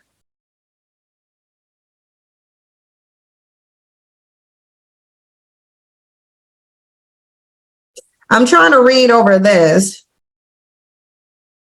Let me read this abstract. It says, previous research has suggested that perceived attractiveness and personality are more affected by race, such that white faces are more attractive but less masculine than black faces. Such studies, however, have been based on very small stimulus sets. The current study investigated perceived attractiveness and personality for 600 black, white, and mixed race faces. Many of the investigated personality traits were correlated with race when rated by white participants. Attractiveness specifically, it says it was their face was more attractive than white faces among mixed race faces. So the only time they're saying that black faces show up as more attractive is than mixed race. Okay? Many of the investigated personality traits were correlated with race when rated by white participants. Hold on, I already read that. A reverse pattern was found for female faces, with whiteness being associated with attractiveness. The results are discussed in terms of sexual dimorphism demonstrated in skin color. So what I was looking for was something that said black men rated more attractively than anybody. And the only people who black men rated more attractively than was mixed race people, who some people consider to be black too. So wouldn't it just cancel itself out? Let me go look at something else. Let me go look at this Quora where they were talking about how attractive are black men to most women.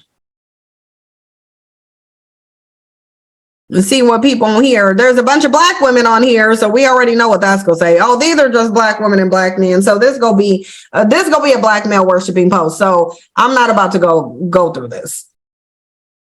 But I'm not finding nothing that says black men are more attractive. I do see something that says as black men move into middle age, danger rises. I do see that. As they move into middle age, danger rises.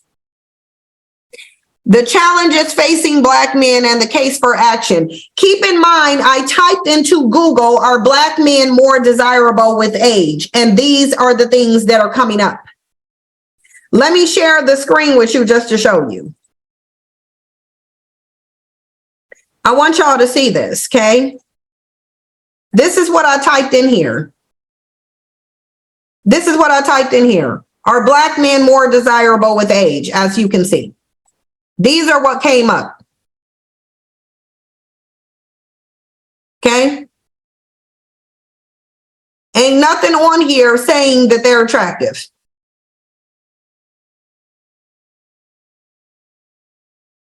Why are employment rates so low for black men? So, oh my God.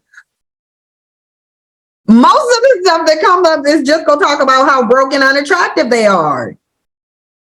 Let me see if I can find anything on any other pages. Marriage prevalence for black adults vary by state. There's nothing on here that says black men are attractive. Nothing. Let me see. Are black men more attractive than white men, or white women more attractive than black women? This is from Barking Up the Wrong Tree. So this ain't no reputable source at all. They didn't sit up here and do no research. They ain't did no research.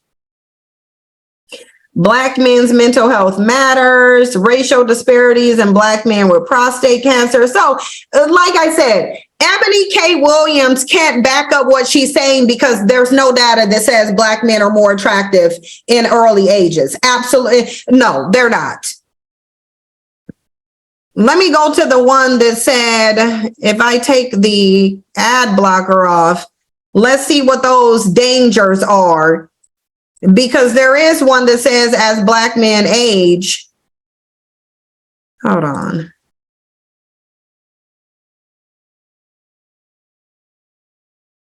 Here it is. As black men move into middle age, danger rises. So let me just remove my ad blocker real quickly. Oh no, that one no ad blocker. I'm gonna show y'all this. But this is only from 2002. So I'm not gonna give it too much merit. But this came up when I searched for black men's attractiveness with age. The most dangerous time of life for a black man in America is middle age. But Ebony K. Williams is trying to get you to believe that black men become just so desirable. It's like, oh my God, like women are beating down their doors. Absolutely not. After a decade of intense efforts to investigate and reduce the stark gap in life expectancy between black and white men, researchers and health officials are broadening their focus beyond the violence, drugs, and diseases like HIV that claim the life of many African-American males aged 18 to 35. We already see where this is going. It's not going to say how desirable they become to other women, though. Hey, Themis, he said you have to start telling me when you go live. I will in the future. Y'all give Themis a big warm welcome and a virtual hug. It says they are asking not just why so many black men die young, but why so many die younger than they should, of diseases that they should not be so deadly. So look, death rates for black men are higher than for whites at all ages below 84, but the divide reaches its peak between 45 and 64, which is the exact age group that Ebony is telling you these bandits become more desirable. Don't nobody want no Walking Dead ass bandit, for real, with a pot belly and empty pockets. Like, girl, bye. The year when diseases that afflict many older Americans began to hit black men sooner or later. So Ebony K. Williams is trying to convince you that these elderly gray ball having 9 months pregnant belly, disease and cancer ridden broke bandits somehow become way more desirable. So of course you should chase them. But it says the years when diseases that afflict many older Americans begin to hit black men sooner and harder. Stroke and diabetes kill black men between 55 and 64 at about 3 times the rate for white men their age in 2000. Ebony needs to go shut her ass up. Like, girl, I'm trying to find where you got your information from and I can't find it. I can't find it. I do find something that's very sick, disturbing, and sad. Where there's something on here that says, this is how noted it is that these bandits are disloyal. This was in 1975. The effects of racial context on the perception of physical attractiveness. 2 studies are reported in which the effects of interracial context on ratings of physical attractiveness were investigating. And the reason I'm reading this is because when I searched it on Google, it said from the black perspective, white women are seen as more attractive than black women. I want y'all to see how long these bandits have been putting these women on a pedestal above you. White SS rated the attractiveness of black and white females whose photos were viewed in one of 4 context conditions: all black, all white, predominantly black, or predominantly white. In experiment 1, it was found that in homogeneous contexts, all black and white, there were no difference in the rating of white and black females. Okay? So when they had groups of white and black people, they saw the women, black women and white women, as equally attractive. However, in heterogeneous contexts, predominantly black or white, ratings of white females were significantly enhanced in context, while ratings of black females were significantly lowered in white contexts. Okay? It was found that black and white females did not differ in rated attractiveness in homogeneous contexts, while white females were seen as significantly more attractive than black females in heterogeneous contexts. Bottom line is, your bandits are treasonous and have always seen white women as more attractive than you. Bottom line. And that was written in 1979 or 78 or something like that. Oh, 1975. It was written by Martin K. Moss, Richard Miller, and Richard A. Page from Wright State University, Illinois State University. And so those are the people who wrote it. In 1975, bandits sitting up here basically thinking these women are more attractive than you. Ebony K. Williams wants you to run after them. Just run after them. Because she gonna sit up here and lie to you and tell you that these males are more desirable. Oh, you better compete for them because other women want them. The older they get, the more these other women want them. Their options increase. Please, don't nobody want these sickly broke bandits like you. Well, I'm not buying what you're selling. Like you got a whole bunch of women just like, oh, let me chase after some sickly bandits. Like, no, I don't think so. Sickly and non-committal. Leftover Chocolate Man, thank you for being a 20 member for 20 months. Said, I was wondering why Ebony is saying this. Wasn't she the same one who said she will marry the man if he owned the bus? Yeah, and bandits dragged her. And because bandits dragged her, she then went and decided to pander to those.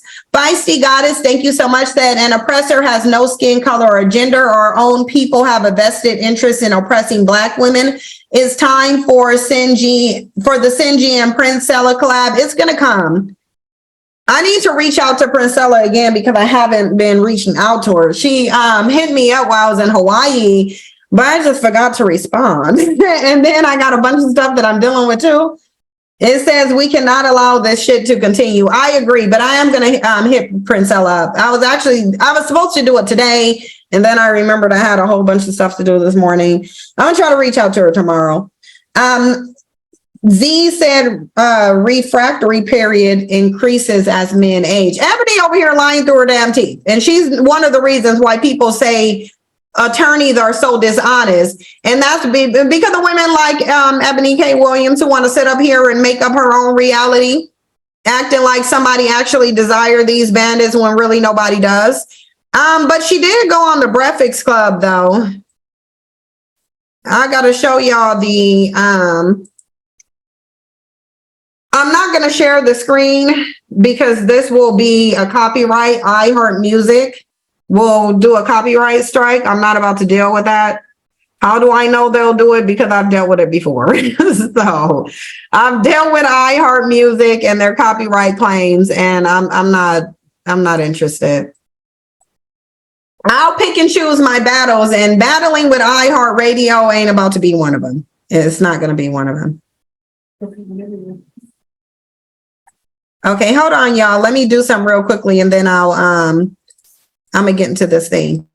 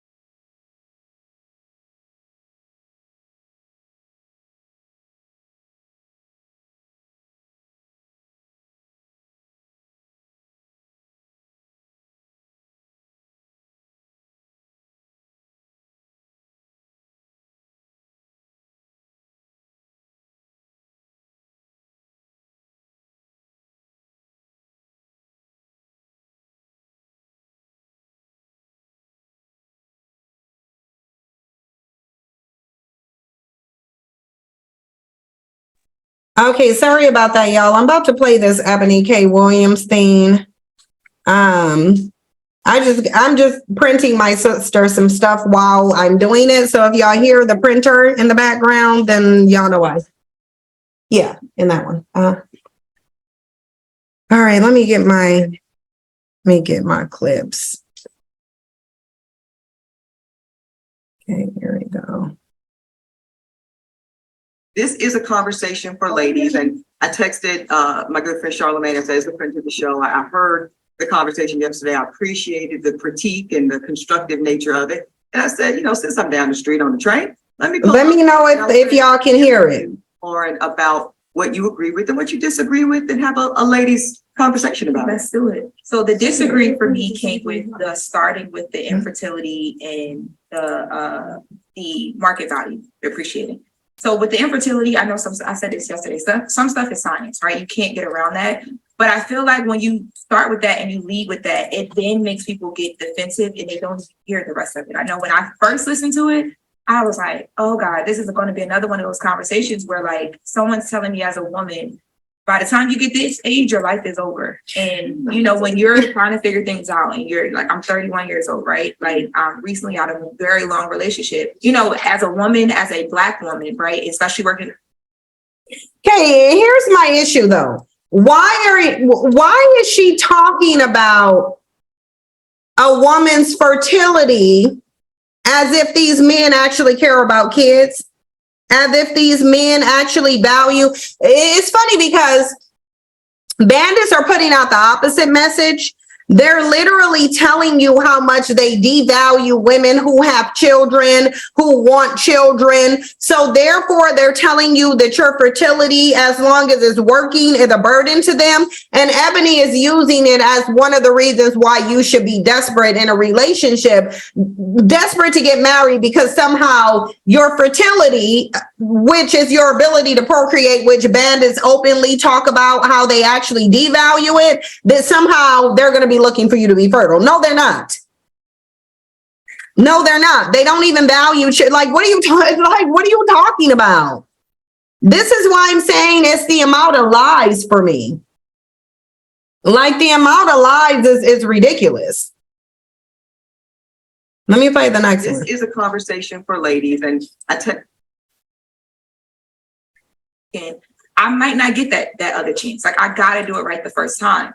And I think talking about professionally, professionally and personally. okay. But I just feel like when you lead with the stuff that you lead with, it instantly turns the conversation negative. And for someone like me who's watching and learning and listening to you, it makes it where now I am defensive. I don't want to watch, listen, and learn. I don't hear the rest of what you're saying. So now I'm not being taught. And I should feel like I can listen to you and learn from you and not feel like you're the op. So I want to just go back actually to your first point, Lauren, which I think you are conceding that you had a reaction to my commentary that was so visceral in nature that you actually shut down your listening comprehension skills. You said that. Yeah. Okay. And everybody, hold on. Everybody should shut down and not listen to what she's saying because she's lying. She's lying to you. She's lying and pretending that these males value your ability to have children when literally all they do is sit up and whine and cry about the children that you having, tell you that you're wrong for having them, tell you that you're a single mother because you should have aborted them, and complaining about having to pay child support. She's lying because she's acting like these males value marriage, and she's not telling you that the ones who are in college, the more educated they become, the more money they have, the least likely they are to marry a Black woman. She's lying. And you should be tuning out everything that she's saying because, again, she is lying. Nothing that she's saying is in your best interest. Nothing at all. There's nothing that she's saying that is in your best interest. Because if a person, because here's the thing, if a person can't even be honest about the circumstances of the man, the mentality of the man, the viability of the man, if they can't even be honest about that, then they're trying to mislead you. And Ebony K. Williams is misleading you. Now we can speculate as to her motivation for this. We can do that. We can speculate. But I know damn well she's purposely misleading you. And that's something we don't need to speculate about. We don't need to speculate about the fact that she is misleading you. Tyler Perry was misleading you. Tiffany Haddish is misleading you. And these are people who don't have Black women's best interests at heart. If they did, if they had your best interest at heart, they will tell you to date out. Open up your options. Don't look at Black men as your only option, because they are not. Thank you so much, Conscious Living, for the super chat. J. Lou, thank you so much. She says, San, have you looked at the comment section of the interview? You could create an entire segment from the pathology of the Black women who have a hegemonic response to what Ebony said. I'm sure their response was nothing short of desperate and Black male worshiping. I'm pretty sure they were nothing short of Black male worshiping and desperate. These are literally the messages that you send to women who are desperate, who have been advertised how desperate they are, who have said that money don't matter. I'll build up a bandit. I'll get them where they need to be and everything like that. This is what Black women have done.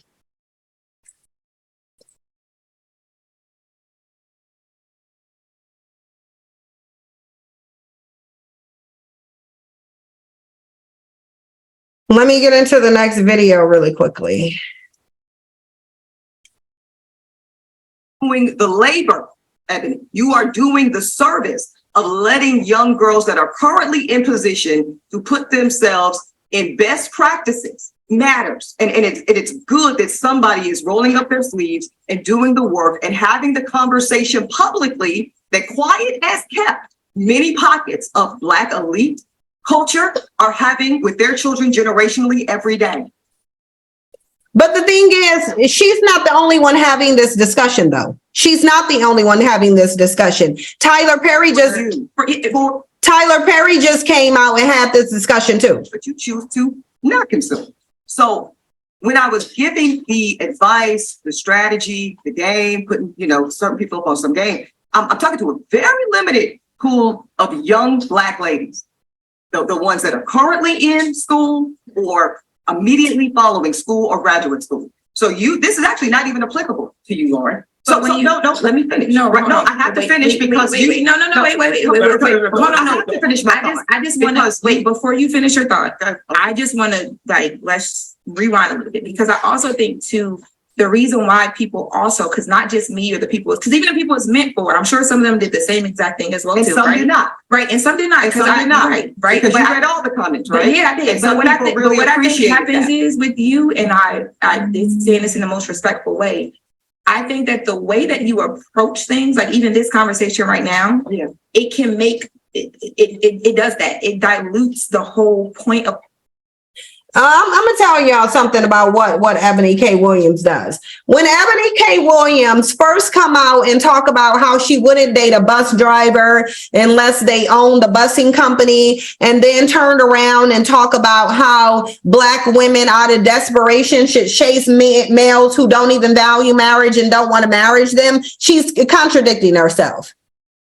She's talking out both sides of her neck. She's saying, she keeps coming on here telling you to have standards, but then telling you to have none. She doesn't have a point, and there is no real Black elite.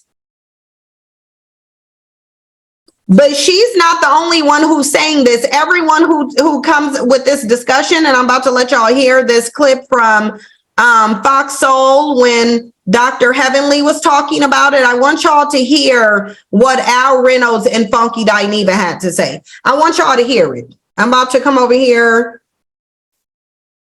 Here, let me let y'all hear it. I'm going to play it all the way through so we can hear what they're saying. And if I need to stop, I'll stop. But I want y'all to hear what this level of desperation that's been promoted, because this is really at the root cause of it. And if we're going to change something, Black women, you're going to have to recognize and understand some of the mistakes that you've made. advertising your one-sided loyalty and your willingness to be in non-reciprocal relationships, because that's what they're promoting to you. When Tyler Perry tells you that you should be okay with a man who can only pay a light bill, he's telling you to be in a non-reciprocal relationship. And Black women have advertised their willingness to be in a non-reciprocal relationship. You've advertised your willingness to be with a man who has no money. There's been decades of Black women doing this. Yeah, you were doing it because that's what you were conditioned to do, but you've been doing it nonetheless. And you're still doing it. You're still doing it. Still talking about how money don't matter. Still calling other Black women gold diggers and saying, now it's to the point to where you should be comfortable with a ring that ain't even real. Why is he getting married and he can't afford a ring? Let me play it. Dr. Heather, I think I'm more of a realist, right? Women aren't out here asking not to have their bills paid for them. They're lonely. And they entertain these See, look, who are. He's saying they're lonely. You're lonely. I want you to listen to the language that he's using when he's referring to Black women, because this title says Tyler Perry gives Black women dating advice. So when they're talking about, oh, these women are lonely, so they're desperate for a man, so they need to get a man who can't pay the light bill. That's why he's sitting up here and saying, oh, these women are lonely. Are less than their yoke. They're not evenly yoked with them. And it's a phenomenon. It's an epidemic. It's a something because it's happening too much. But you can't blame the man for if you are. I can blame you for your janky internet connection. Excuse me. Hold on. Dr. Hadley, I'll let you talk. I'll let you talk. Let me finish talking, please. So if you are in a relationship, if women are in a relationship and they don't feel comfortable paying all the bills, then get out the relationship and stop talking about it. Absolutely. Like, stop playing the victim. Stop playing the victim. Ask any Black woman that's educated. They're not going to agree with that. Okay, I'm not saying agree with you. I said if you're not happy, if you feel like if you're an educated Black woman and you're in a relationship and you're not happy with it because he's not paying the bills, get out of it. Get out of it. Stop being in a relationship. That's the issue. Listen, stop being in a relationship with a man that you don't respect and you don't like because he's not holding his own. Period. If he ain't got the money, he ain't got the money. As it relates to what Tyler Perry is saying, I don't think there's anything wrong with it. If the man makes, like, say the household income is $100 a month, and the woman brings $80 to the relationship, and the man brings $20 to the relationship, because that's what they both should pay the percentage that they make. So basically, if y'all are living at a home together and the bandit can only contribute 10% or 20% and you have to front the other 80 to 90%, you should be happy. You should be happy with that because at least you got a Black man. And I want y'all to listen to what Funky Dineva got to say, because Al Reynolds, his connection is janky. Al Reynolds' connection is janky, so we ought to skip past him. Let me get to where you can hear Funky Dineva. My husband, because biblically it says you're supposed to provide for me. And I'm gonna finish because I don't agree with you, and I think we coming from three different points of view. We are. If the man can't pay the bill, you at the point 20%, you my bitch. Okay, so you need to clean my food. You need to watch my damn tennis court and do what you can from and no, but you not my man. You're not my man. Okay, get him out the house. Stop calling him your boyfriend. Stop calling him your boyfriend and calling him your slave. Call him your slave. Said it was stop calling him your boyfriend and stop complaining about it. And stop complaining about it. And stop complaining about it. So they're at the point to where Al Reynolds is basically saying, well, if you don't like that he can't contribute, because Al Reynolds already said, well, I'm fine. I don't see nothing wrong with a bandit essentially living off of a woman. Because if all he can pay is the light bill, he's living off of her. He can't provide for himself, can't take care of no kids. Al Reynolds is saying, okay, that's fine.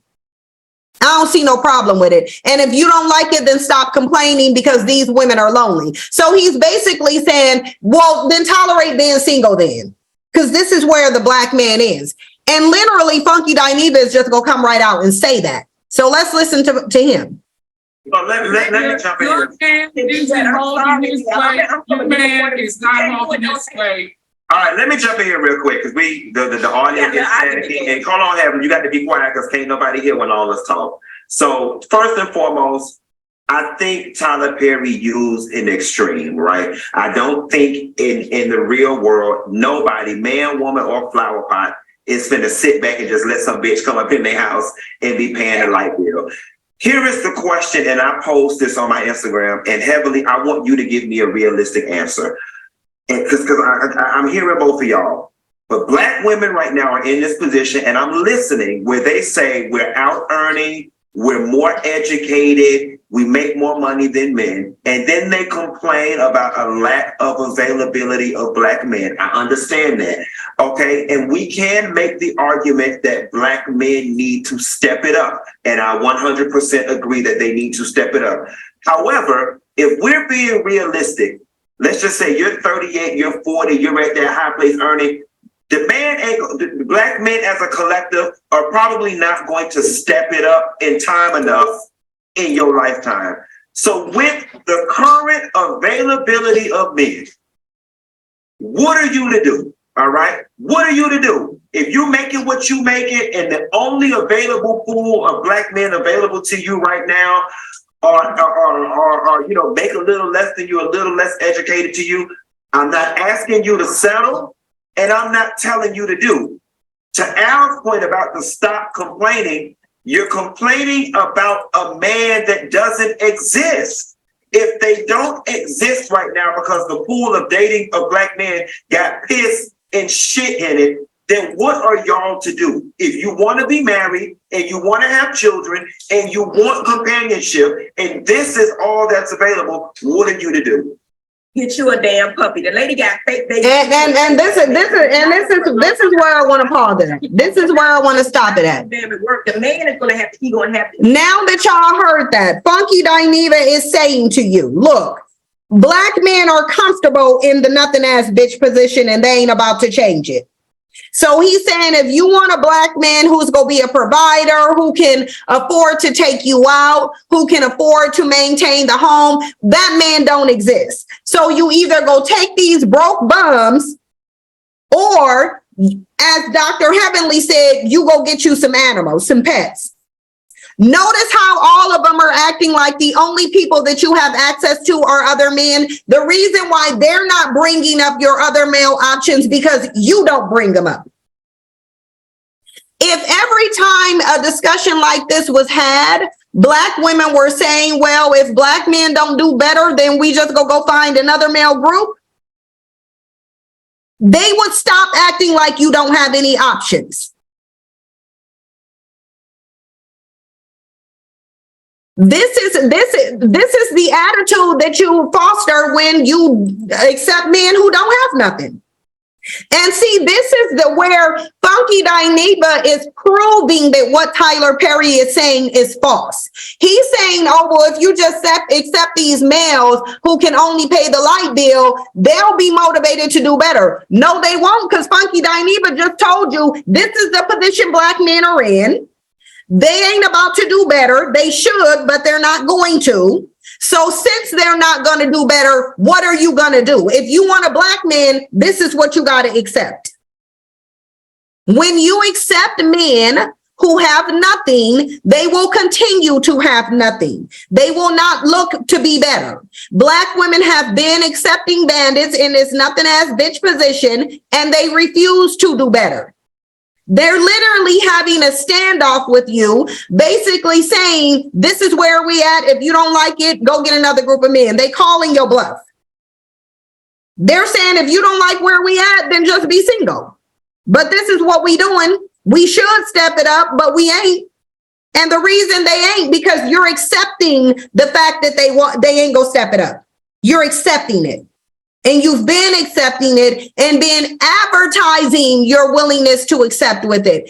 Accepting nothing from bandits is the way that Black women compete with Black men's options. When what she should be doing is making him compete with your male options. Don't stay single. You ain't gotta stay single. Why do you gotta stay single? Why would you stay single when there's a world of other men out there who believe in being providers and protectors, who would never allow themselves to get comfortable in a nothing ass bitch position? Other groups of males would never get comfortable in the position that bandits have gotten comfortable in. They are nesting in this position.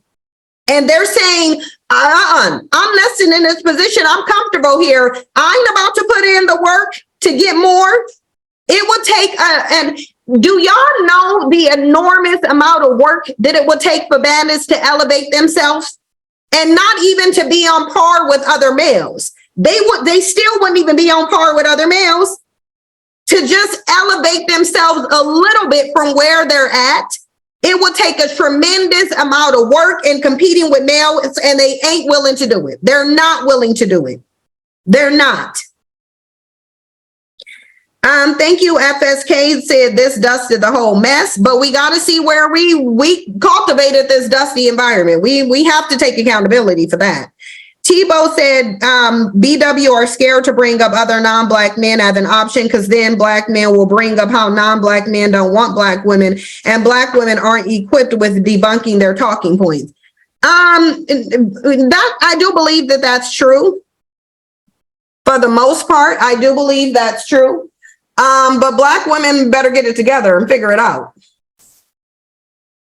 Because these bandits are telling you they ain't about to do nothing. You've been accepting it. Their attitude is you've been accepting it. You've been shouldering the burden. You've been in these non-reciprocal relationships. So why do you want them to change now? They're telling you, yeah, we know we ain't where we supposed to be. So what? It's just like this dude who was out in London said. It's just like what he said. Let me see if I can find my clip where he said, well, you still go choose us. Yeah, I gotta look for my clip. Hold on, I gotta look for my clip.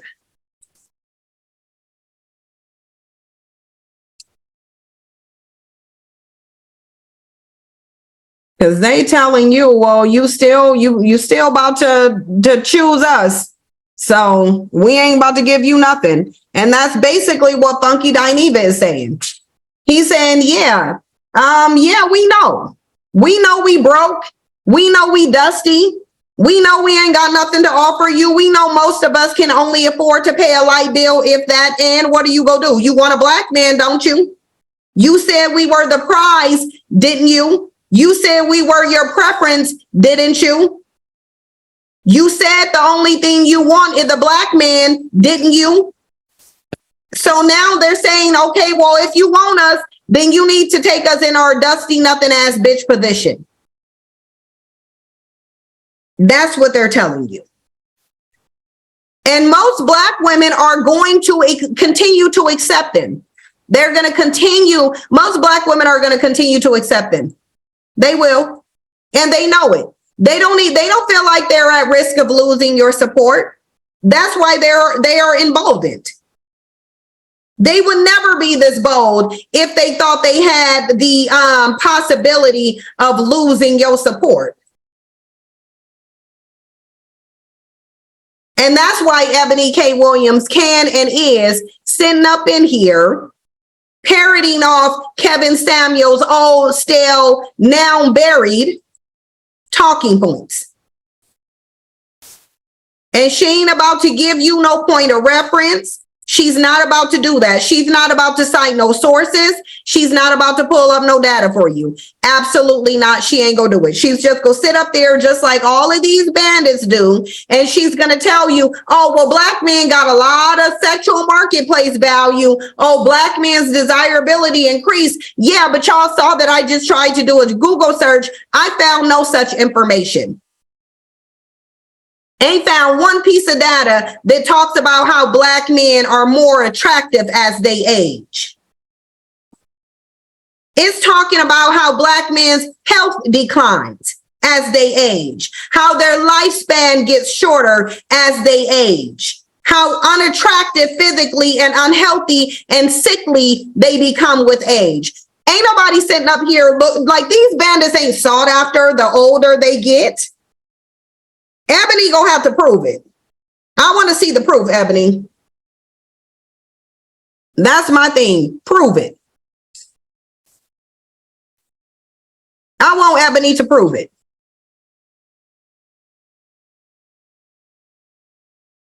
I do. I want her to prove it. She can't though. You can best believe she's not about to prove it. But I'm about to get off of here because this is starting to give me a headache. And like I said, this was like an impromptu live stream anyway. This really was an impromptu live stream. Like I didn't plan to go live today. But then people kept emailing me and asking me about this Ebony situation. So I was like, okay, fine. I'll just kind of jump on here and talk about this bit of dust. But listen, I'm not about, as long as they are putting out this janky message, I'm going to put out the correct message. As long as they're trying to lead you to believe that bandits are sought after, I'm going to come on here and prove to you that they're not. The more they tell you that these bandits are your only option, I'm going to come out here and remind you that you got a world of options. And you should open them. It doesn't make sense that Black women are not even open to other men. Like you can't, here's the thing, even when I was still in my Black male worshiping stage, I was still open to talking to other races of men, if for no other reason than getting some money, but I was still open to them. I've never not been open to them. I'm absolutely and always have been open to them. There are some Black women, they won't even talk to other groups of men. Like, you won't even talk to other groups of men? You won't, like, you're not even, how are you not open to somebody else doing something for you? You're not open to anybody else loving you, marrying you, being a provider, being a protector. Like it just don't, it makes no, I don't understand it. I don't get it. I don't get it. Yeah, no, Queenie, my thing is, it's like all money spent the same, unless it's a foreign currency. So, and I mean, anybody can give me, I'm never going to restrict myself to the brokest group of men on the planet. Like that doesn't make any sense. That makes absolutely no sense. Let me dedicate myself to the brokest, most non-committal, disease-ridden, impoverished, conquered. Like, let me just tie myself to them. And I'm not even going to be open to another group of men. Like, Black women need to knock it off because you're not making them better. You're helping them to comfortably sit and nest in this nothing ass bitch position and do it boldly and unapologetically. They are bold and unapologetic with their position right now. They calling your bluff all day, every day. They saying we ain't gonna get nothing. Yeah, we should. We ain't about to strive for nothing better. And what you gonna do? I can't. Like it just, yeah. Anyway. I'll see y'all in the next video. I'm about to get off of here and probably get me something to eat and decompress. Thank you to everybody who sent super chats. Y'all are really generous and supportive, and I really appreciate it. Over the weekend, I will be talking to Princella, and we will be determining whether when we want to collaborate, what our topic is going to be, and all those things. We will be having those discussions. And so that collab will come soon. But otherwise, y'all have a happy Friday. I think I'm going to lay up in the bed, have me a glass of wine and watch a movie or something. And hopefully y'all do the same. But whatever you do, have a good, happy Friday. Have a good weekend. And I will see y'all in the next video. Bye.